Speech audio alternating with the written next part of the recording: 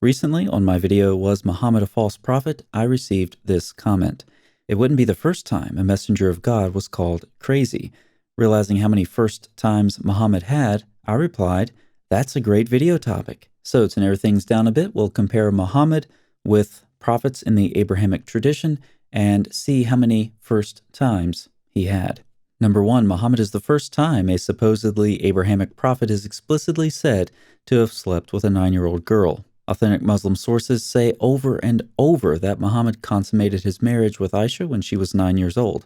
When the time was right, at least for him, she was playing on a swing set. Fortunately, she was able to take her dolls with her to Muhammad's house. Ibn Kathir, who apparently did not foresee the embarrassment of modern Muslim apologists, said her age is not disputed by anyone. How things have changed. It's interesting to note that Muslims who try to deny that Aisha was 9 when Muhammad had sex with her ignore the fact that Surah 65:4 allows sex with prepubescent girls, according to Muslim scholar after Muslim scholar after Muslim scholar. Free tip: don't deny something your prophet did out of embarrassment if that same thing is permitted in your Quran. And of course, Muslims who love to use what I call the "hey, look over there" technique will say, yeah, but Rebecca was 3 years old when Isaac married her. Unfortunately for them, I've already shot that polemic down in a burning heap, posthumously dismembered it, and scattered the ashes to the wind.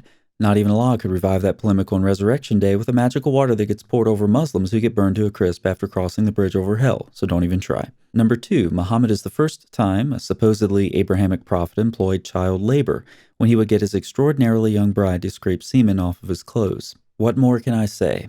Let's move on to some adult topics. Muhammad is the first time a supposedly Abrahamic prophet endorsed the breastfeeding of adult men to relieve sexual tension. The prophet said, breastfeed him, referring to an adult man. A woman reasonably replied, how can I breastfeed him when he is a grown man? The messenger of Allah smiled and said, I know he is a grown man. Look back through history and think to yourself how much better things would have been if adult men would have been breastfed. Actually, you don't have to. On your screen, I have an exhaustive list of every single time throughout history adult breastfeeding could have contributed positively to relieving inappropriate sexual tension, as Muhammad required. Number 4, Muhammad is the first time a supposedly Abrahamic prophet said the sun sets in a warm or muddy spring. This is described in both the Quran and the Hadith. Abraham, Moses, David, all the rest of them, they failed to observe and report this very simple fact.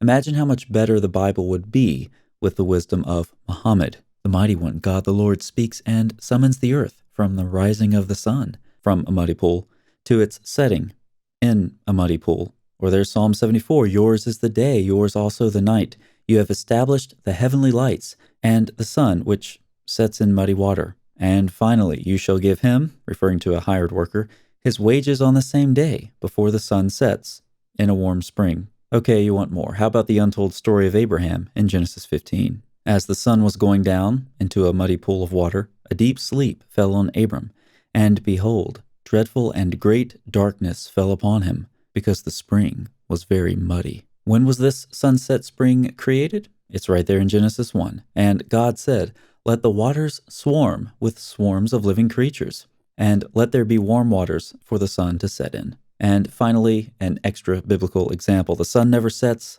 on the Roman Empire because it sets in a muddy spring. I could do this all day. Number 5, Muhammad is the first time a supposedly Abrahamic prophet heard the music of Satan while receiving his revelations from God. Allah's messenger said the bell is the musical instrument of Satan. Allah's messenger also said the revelation comes to him like the ringing of a bell. And now I've forgotten what I'm supposed to say next. Oh yeah. Number 6, Muhammad is the first time a supposedly Abrahamic prophet tempted his followers with the voluptuous women of paradise who are guaranteed virgins. Can you believe the nerve of a God who kept all of this from all of his other prophets for so many years? Number 7, Muhammad is the first time a supposedly Abrahamic prophet informed us that some babies are created for hell. So some women are created to be perpetually deflowered in paradise, while some babies are created for hell.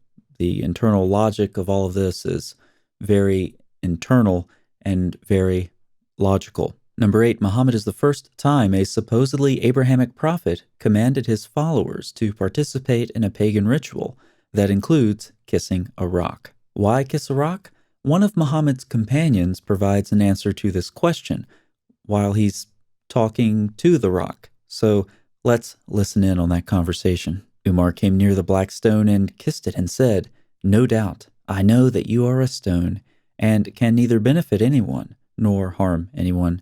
Had I not seen Allah's messenger kissing you, I would not have kissed you." You may ask if all of this, which looks a lot like idolatry, makes sense in a religion that claims to be purely monotheistic. Of course it makes sense. But how does it make sense, you ask? Number 9, Muhammad is the first time a supposedly Abrahamic prophet had drinkable blood and urine. You can pause the video and read that report if you like. Just remember the key takeaway. If you drink Muhammad's urine, then you won't get a stomach ache again, which makes me realize how much I really don't mind having a stomach ache. Number 10, Muhammad is the first time a supposedly Abrahamic prophet would have been executed by another Abrahamic prophet for reciting Satan's revelation. Muhammad said he had obeyed Satan and spoken his words, making Satan a partner in God's matter with him. Shahab Ahmed's study showed that the Satanic Verses incident was a standard historical element in early Muslim history. Of course, even more so than Aisha's age, this part of Muhammad's life has become deeply unpopular in recent decades. In Deuteronomy 18, Moses recalls God's words, "But the prophet who presumes to speak a word in my name that I have not commanded him to speak, or who speaks in the name of other gods, that same prophet shall die." According to this verse, claiming to be a prophet of God while being tricked into speaking the words of Satan could be problematic if you prefer to avoid appointments with the executioner. I know what you're thinking. This video could have had a lot more first times, and I agree. But I'll leave it to you to add more in the comments. As you post them, I will add them to the pinned comment periodically, and we can see how long the list gets. So thanks for watching and commenting, and I'll see you next time.